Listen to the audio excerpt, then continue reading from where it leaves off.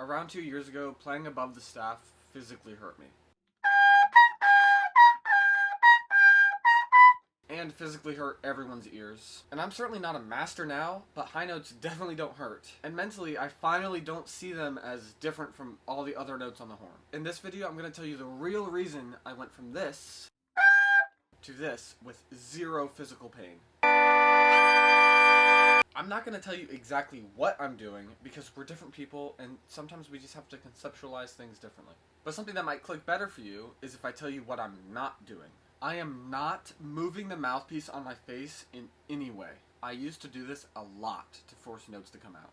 I used to think it was necessary. I was wrong. Playing above the staff and even playing in the extreme registers actually comes from your lips and your mouthpiece being in the exact same spot as the lower notes. You've probably heard this before, but a lot of pain comes from additional pressure, true, but that pressure isn't always exactly horizontal. Sometimes it comes from the mouthpiece shifting up and down weirdly, or you're trying to pivot too much. I remember hearing this when I was younger and getting so frustrated because I didn't know what it meant, but just don't move anything.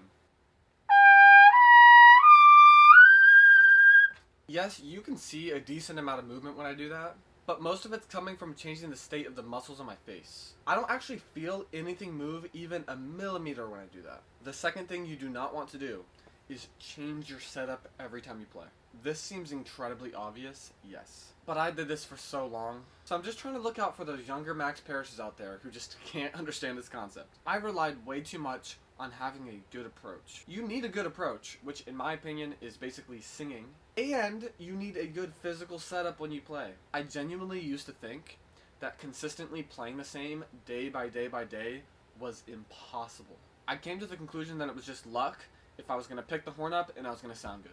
Thankfully, that is not the case anymore. Now a so-called bad day usually lasts for maybe the first 2 minutes of my practice. Physically, things will change day by day, but the better you are at doing the exact same thing every time, the less bad days or painful days you will have. I've explained this in other videos, but I'll quickly explain it now if you haven't seen it. I personally think the most consistent way to set up and sound good is not to hide the red of your lips like this, but simply let your lips exist and put the mouthpiece onto them.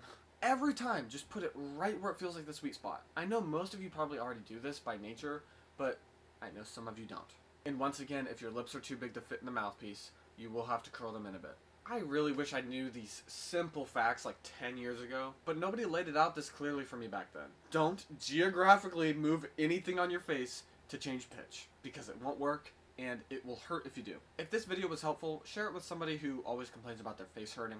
And that's it. See ya.